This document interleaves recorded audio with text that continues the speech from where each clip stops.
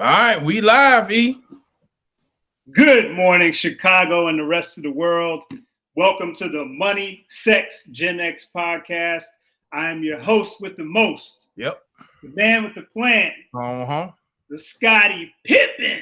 Podcast Pimpin'. Mr. Eric McLeod, pleasure to be here today. I am never alone. I am joined by the G of Genius Lab. A dope cat curating dope people. Music mogul in the making, the Rasheed Wallace of podcast knowledge, my homie, my brother, my friend, my co-host, Big Stu. What's happening, Big E? What's happening? What's going on, brother? How you doing? How was your week last week?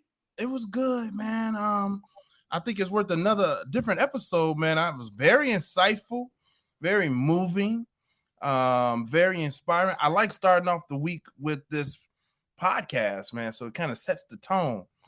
Learned a lot about myself and others, and overall, man, a great week, man. How about you? How was your week last week, brother? It's good to hear that, man. Gratitude, sense of gratitude on my part. I really feel good about my direction in life. I feel good about my children's direction and my family, so okay. Feeling good. It's cold out here. Not feeling good about that, but that's the shot. Okay. So it is what it is. But yeah, I'm feeling good. I'm paying attention, man. I'm sharing this live right now on Facebook. So it's not that I'm not paying attention to you. I am just sharing this content. Oh no, I'm good, brother. I'm just share, man. Do the same thing. Yes.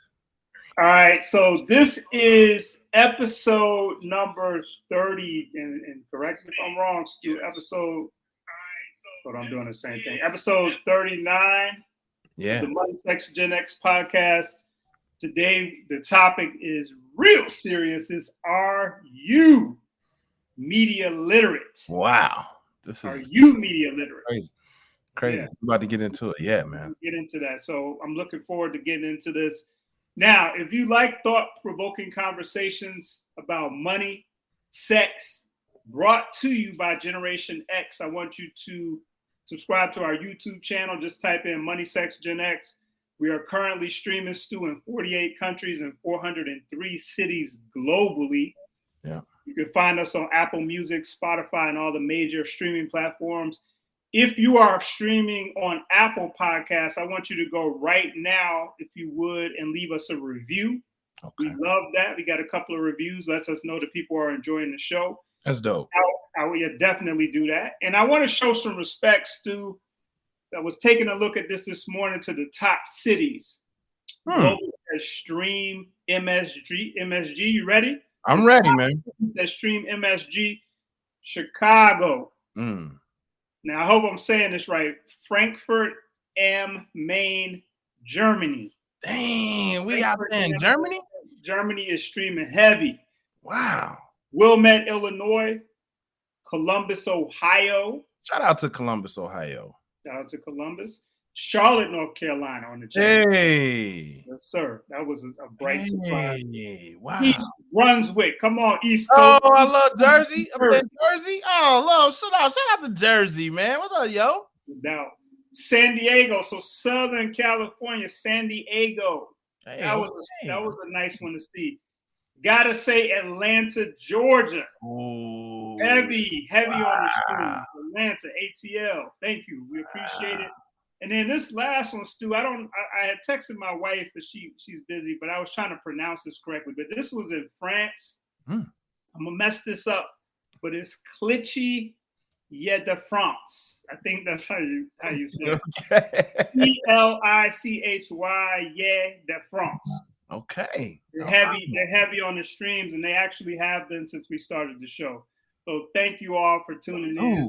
Salute to you all. We appreciate every last one of you. It's hard to believe. That's a lot. You know, although I'm on the inside, I'm doing it. You know, that's overwhelming, man. That's overwhelming that folks be checking us out. And actually, that's dope. I mean, I appreciate that, man. And thanks for sharing that information.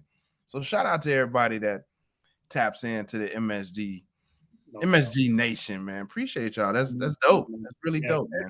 I got to be honest. That's what keeps me going when I go in and look at the impact and how many people the show is reaching, that's what keeps it going. So definitely respect. So MSG Nation continues to grow. We love it. All right, so we're gonna get into this. So last thing I want to say is if you want to get on one of these episodes, you know, me, Stu and I, we love to have guests.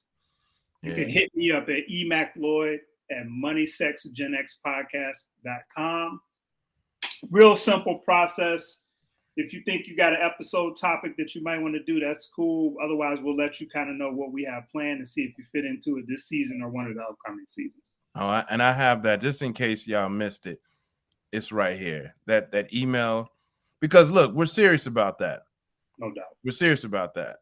If you want to come on, and I've had a couple of people like, man, matter of fact, I got one of the homies. Shout out to Big Mel.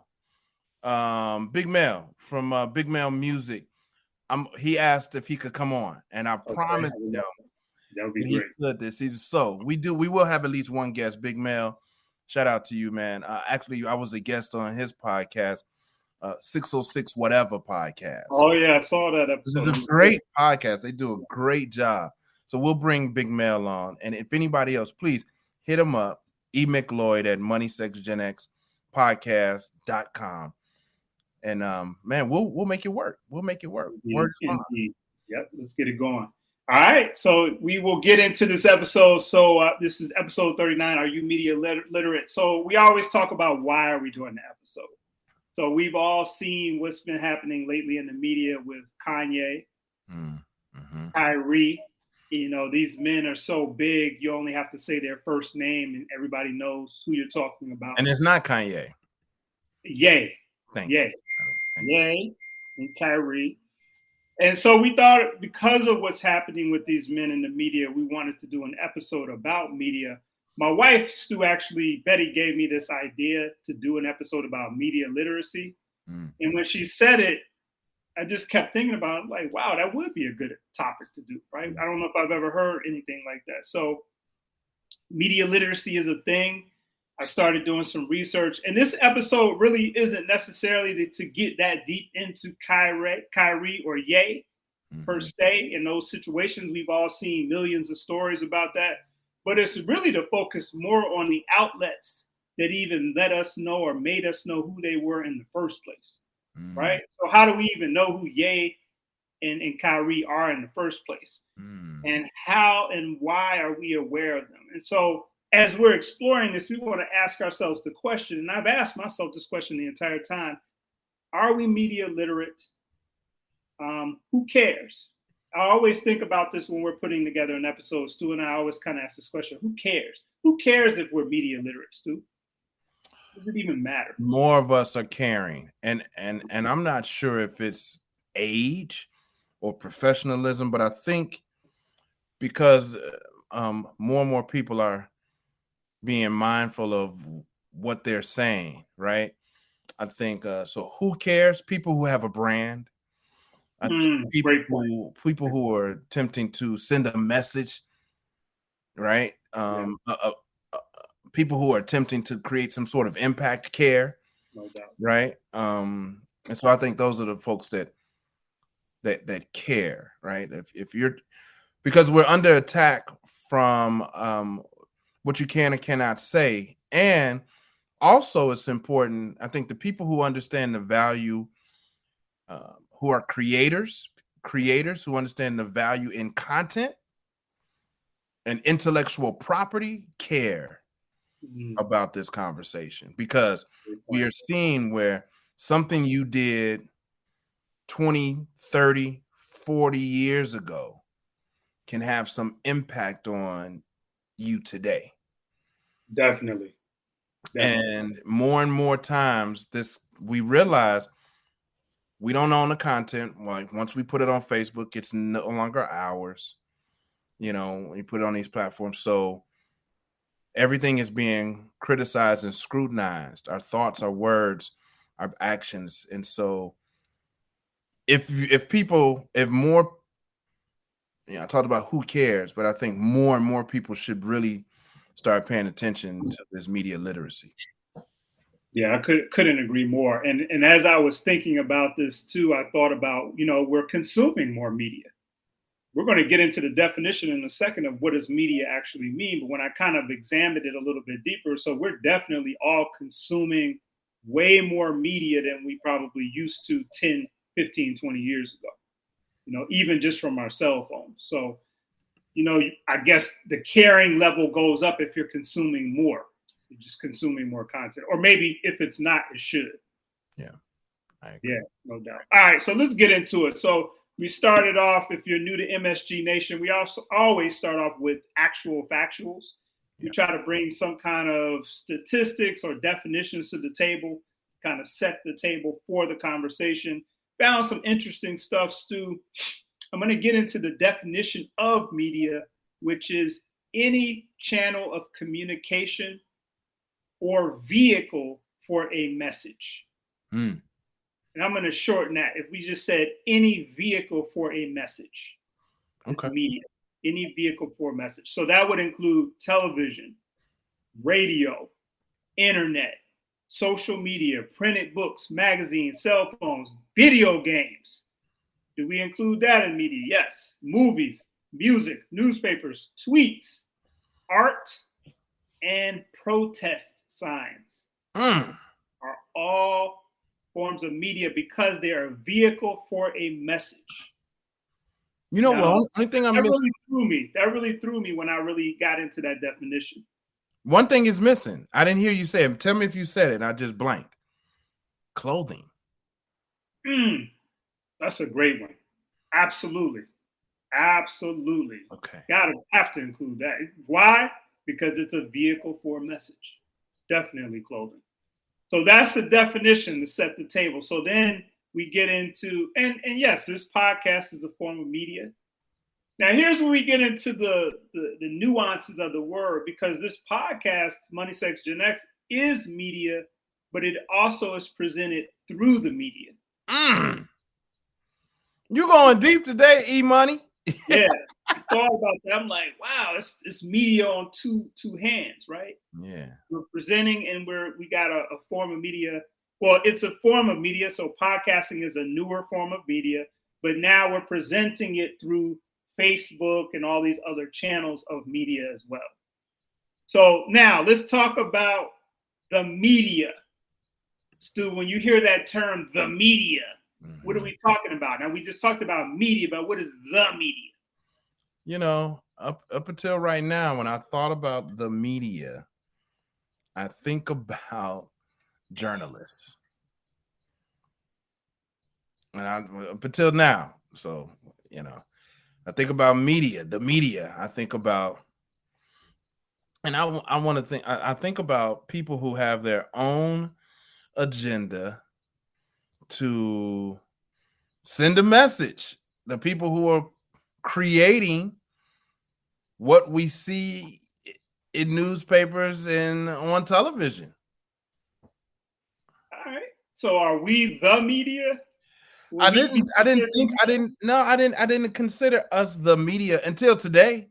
I mean, I've already learned a lot that we are the media.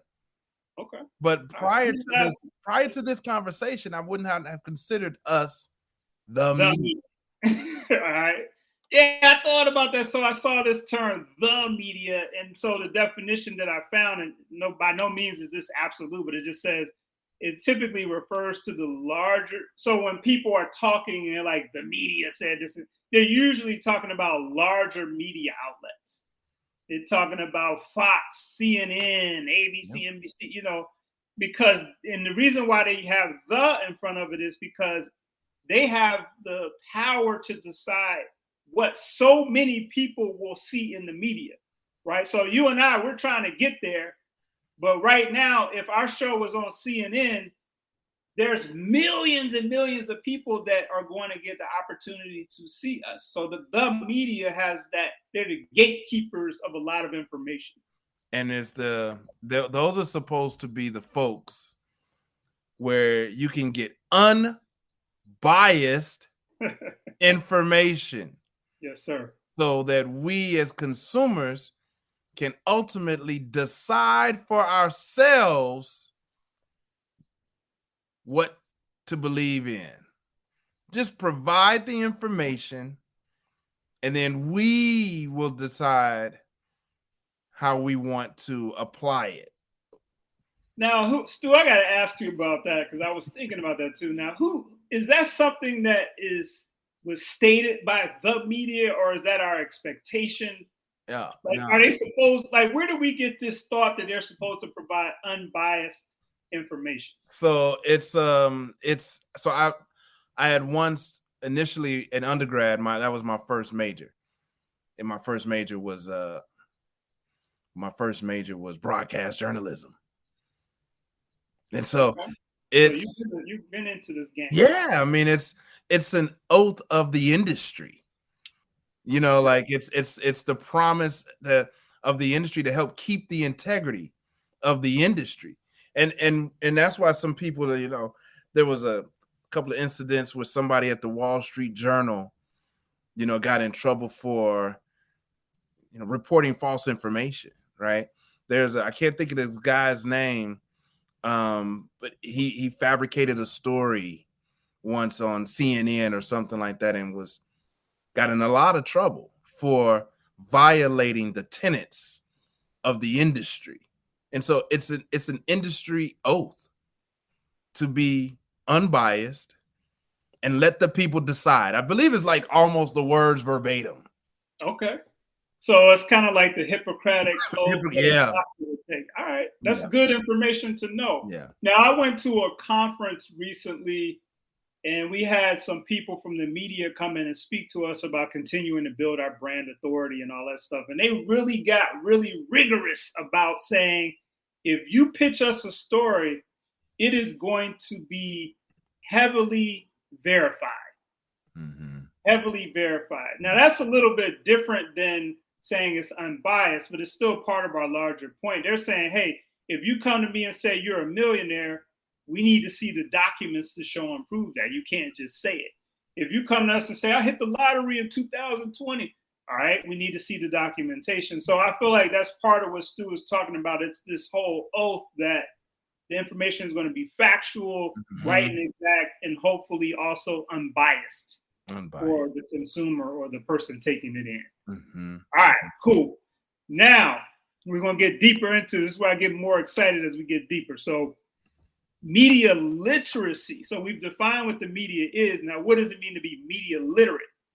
Now, I found a really concise definition, but I want to hear Stu's point of view after I say this. And anybody out there, I see Olivia and Rose Spencer Consulting. My friend Rosalind is out there. Would love to get your opinion on this. But media literacy, according to the National Association of Media Literacy Educators, I didn't even know that was out there. Wow. But they say, Stu, it's the ability to assess, analyze, evaluate, and create media in a variety of forms. Again, assess, analyze, evaluate, and create media in a variety of forms. They're saying that is the definition of media literacy. To access, analyze, evaluate, and create. Yep, in a variety of forms. In a variety. And we're going to get deeper into those, but that's their definition. What's yours, sir? Of media literacy? Literacy, yes. I didn't have one. I couldn't even tell what media literacy was or is. Understanding how media works, I don't know. I don't have one. I'd sound crazy. Yeah, I didn't either. I mean, I feel like I have a better understanding now because what would I have based it on? Now I could base it on assess, analyze, and all this other stuff, but I didn't even know that was a term, really. So, all right. So we got into that. Now, here's another thing that was brought to my attention recently in some of my coaching that I've had, and you've noticed, I'm sure, Stu, already. But you want to understand that there are 3 different types of media, 3 main types, okay? So we're talking about the act of promoting content to audiences in multiple media formats. We've kind of got into that, but there's 3 major groups: owned media, earned, and paid. Owned, earned, and paid. And so for anybody out there that's creating media, or even if you're a business owner, you definitely want to get familiar with these 3 types of media because each one plays a very specific role. And it's good to understand them: owned, earned, and paid. And we're going to get deeper into that a little bit later. Were you familiar with those already? Yeah, I'm gonna see it and make sure I got this right. So these are the 3 types of media. Yes, sir. Owned, earned, and paid. Yep. Okay. All right. And we'll define those in a few. We're going to build up into this. All right. So now let's kind of get deeper into this. So we talked about the different pieces of this. Now we want to talk about more about what they are specifically. So when we talk about assessing media, what they're talking about is what kind of content, accessing media. They're talking about what kind of content are you absorbing? And a big question, Stu, that I really thought about, where did you get it from? So what are you taking in every day, and where is it coming from? What is the origin of that media? So making that access. I thought about that for myself, and I want to share a quick story. So I live in a suburban town outside of Chicago. I was talking to this alderman one day, and I was telling him about all these news stories that were coming out about him. And I really wanted to get his reaction on it. You know what I mean? Because it was like some real salacious stuff. And he was like, yeah, I've seen that stuff, but I want to remind you of this. And I'm like, what? He said, the stories that you're talking about are put out by this man who has a personal blog. I was like, what? He was like, yes. He said, you can go back and double check it, but it's his personal blog. There's no editorial review. There's no fact checking. He types it up and he literally puts it out. And that blew my mind. It was all, I wouldn't say it was embarrassing, but it was just like, wow. I didn't even consider what is the origin of this information, because it's hitting my email on my phone. I'm like, yo, this, that, and the other, blah, blah, blah. So the origin is super important. Where is this coming from? And what's the level of editorial integrity that's being brought into this information? Yeah, and that goes back to like the owned, earned, and paid media. So if you own the media, and we described media today. So if I own my own blog, I am the editor-in-chief. Now, yes, I think the integrity piece about fact checking versus spewing opinions as fact is where we start to get into the minutia of quote unquote fake news. Fake news. Yeah. I didn't know. When I first heard that term, fake news, it was so foreign to me. News can't be fake. News ain't fake. He made up. Now he's saying everybody fake. But then you pull the layers back, and you realize a guy that has his own personal blog will create a media outlet to impact a circle of people, no matter how big or small. That's right. Who value media. Yep. And find themselves in uncompromising situations. That's right. Wow. And we got to ask ourselves, this is bananas, man. Yeah. Where did this person get this information from? Like, their blog. No checks and balances. So that's something to think about. And I've had a blog before, so it's not like we're talking down on blogging. It's just, you all know, like we do, if you got a blog, you can write something and put out whatever you want. It might be right, and it might be right and exact. It might not be. So there's nobody. And that goes back to that oath of the industry. Is like, when you think about the media, that industry, that the internet kind of opened up and let anybody get in without credentialing them. No doubt. This is a problem. We got a problem, man. We have a problem today. Serious problem. Because if I have a blog, I might not care about the industry. I'm just trying to put out information. I just want people to see it my way. I just want people to get sales. Bro, anything. This is mind-blowing. In the moment. This is real life in the moment, mind-blowing. And I want to share with the people who are watching why this is so mind-blowing to me. Because this season, something has happened differently